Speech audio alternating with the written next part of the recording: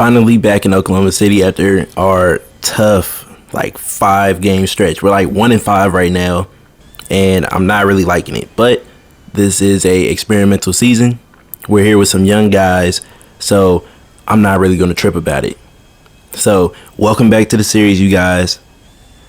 If you're new, hit that like button. Check out the old videos that go with this series, and we're about to hop right into the game. I don't really have a storyline for you guys today, but next episode, I probably will. I might simulate to the AllStar Game, but for right now, we're heading back to the arena so we can get ready for this game against the New Orleans Pelicans. So we can look to go 2-5 on the season and have a good rest of the season. Well, that's all I got to say. Let's get into it.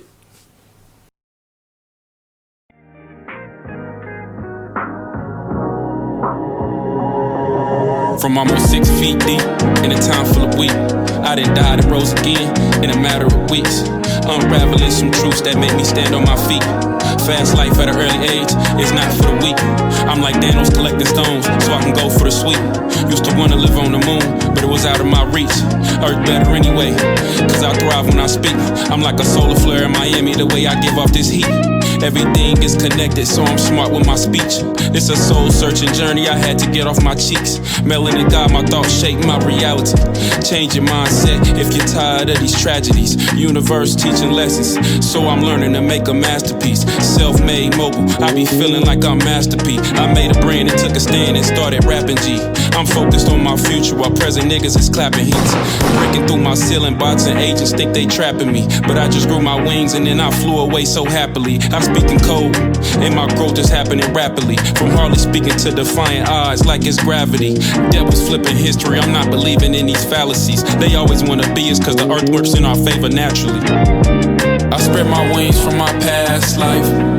I'm about to green like it's a cash life. I'm hitting the dash until I see the gas. Alright, bro, so look. Before we get into this gameplay, well, it's already playing in the background, but so my 2K files like reset itself. So this is like the last gameplay I had before it all got resetted. So I had to restart the whole season. Like we still have the same schedule, but the stats are going to be off. Torian Prince isn't hurt anymore, and it's kind of like messed up, but I feel like we can still like salvage it. So I'm just wanting to let you guys know that before y'all look at the series and be like, oh, how did this happen? But yeah, that's basically what happened. I had tried to upload my files to the cloud and it just didn't do it, but it took the files from the cloud and restored it from December 2nd, even though it was like December 15th or something. But anyways, that's all I had to say for that.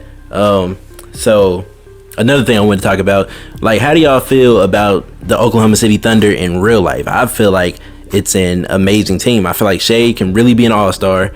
He's learned so much from Chris Paul. You can just see in the way he plays that he does everything like a veteran, and this is only his 3rd season in the league. So I'm really excited for what he can bring to the table. George Hill, we have a exciting point guard that can still teach Shea, and he can also play on the ball or off the ball. So that's great veteran leadership right there to play alongside him. Lou Dort, this is like his first actual season. Last year we kind of just brung him in at the end, so I have high expectations for him. Darius Bazley looks amazing. Poku has the most confidence in the world, even though he does do some bonehead things. I like that he's confident, because if he doesn't if he doesn't do that bounce pass behind the back, or he did something else that was like really funny. Oh, I remember he airballed a floater. He did something else. I remember it was on Shaqtin' a Fool, but he did something else, and I was like, wow. But I really like the confidence that he does possess. So that's how I feel about him. Theo, whatever his first name is, he looks amazing in the preseason. Who else looks amazing on this Thunder team? I feel like it's just a very young team, and I'm just ready to see what we can do. All right, so let's get right into this. So right now we have a big lead right now, and it's looking great. And then we start making bonehead passes like that, and like that, you're not going to win games, especially if you're not stopping them on the defensive end. It's not going to work. So we really need to work on that. We're, like I said in the last episode, we're really bad at team defense. Like, I feel like you should just know, hey, you have the help side. There goes another bad pass that we have that's going to result in an easy layup. But as I was saying, you should really be able to understand, like, hey, okay, I got your help side, and on this team there's just no help side, so we might have to make some moves to get some more defensive help. But I kind of already did that by getting Torian Prince, but obviously he's hurt right now. And see, like, there's no help side right there. That's why he just got right to the rack, which I'm not liking. But then again, it's only like our 6th, 7th game of the season, so we just have to make some defensive adjustments and make this team better, man. Also, I wanted to ask you guys, so I'm starting a new series. Well, I'm probably going to start a new series. It's going to be a expansion team, and I'm just going to do like the rebuild draft. Not the whole league, but I'm gonna add 2 teams, and they're both going to be in the same city. It's where I'm from, but they're going to be in the same city, and they're going to be each other's rivals. And I'm just gonna build them up until we get to a championship. And I think that'd be dope. I think that'd be dope. But right here, Steven Adams, it just has the ball, and I'm really trying to play the passing lanes. And Steven just did not. He was like, "Oh, you gonna leave me open, mate?" All right. So now we're heading into the second half. It went from us being up by a lot to now it's a very, very close game, and we have to stop letting leads get away from us. Because I remember, well, actually in the Nets game we weren't up at all, but I feel like this team is good enough to hold a lead and just not give it up. It's just we keep making like bad decisions, passing it and throwing it right to a defender, and it's just bad. Right here, Lonzo's taking it right to the rack, and Shea just gets beat. But Shea isn't the best defender as of right now, but over the course of the season, we're going to work on it. And plus, I think we can get him to an AllStar game, right? I think next episode might be the AllStar game, because I'm realizing I really don't want to play a lot of games, because I don't think that's just what you guys want to see, because that's not really entertaining. I feel like a lot of like story driven stuff makes more sense rather than just the gameplay. But maybe that's just me. Let me know what you guys think about that. And also let me know what you guys think about the new series idea. Now, let me know if you can guess the teams in the comments. It is one of the pre-built teams, so I guess that's a hint. But hey, who knows? I was also thinking about moving Vincent Poirier off this team, because in real life he's on the 76ers, right? And he wasn't supposed to be a part of this team when I started this series, but obviously I started it before he got traded, so it doesn't really make sense for him to be on the team. So I might move him. I did get rid of Zylan Cheatman, because I realize he's a 6'5" power forward, and I don't know in what world a 6'5" power forward works, but he wasn't good. So I was like, okay, that doesn't make sense. TJ Leaf didn't make sense, so I got rid of him. Plus, the Thunder got rid of him in real life too. I'm 95% sure they did. So I was like, he doesn't make sense here. I got rid of Josh Gray. He doesn't make sense here because we already have George Hill, we have Shea, we have Maladon. And Dort, I do want to get Dort incorporated into shooting more 3-pointers.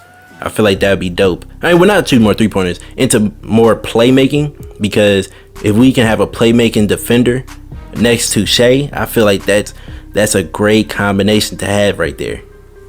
But anyways, back to the gameplay right here. We're getting a big stop right here. It's 101-101, and we're trying to close out this game. This game is looking just like the Brooklyn Nets game, how close it was and how gritty it is. We are a gritty team, and that's what I love about this team. But right here, Brandon Ingram is just being Brandon Ingram, taking it right to the basket.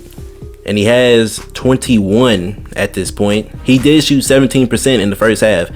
This Pelicans team did not shoot very well in the first half. Zion, I think he shot abysmal. It was just terrible. And right here, he's getting beat by Poku on the back end. Like, man, they weren't even playing that good. It's just we more gave up the ball more than they wanted to win this game. Because I'm telling you, Brandon Ingram and Zion literally shot the ball so bad. But right here, Poirier is going to get the back screen and get the easy basket right there. And they're going to need a timeout. We're up by 1, so hopefully we can stop their stars from trying to score right here.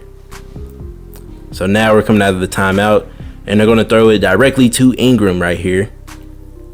And he's going to get a screen. Well, Zion just kind of stands there. Yeah, see the game is glitching out right here. Here comes like a screen. And here goes Ingram taking it right to the basket, and he finished it, and he just splits the double team. And it's crazy how that stuff works.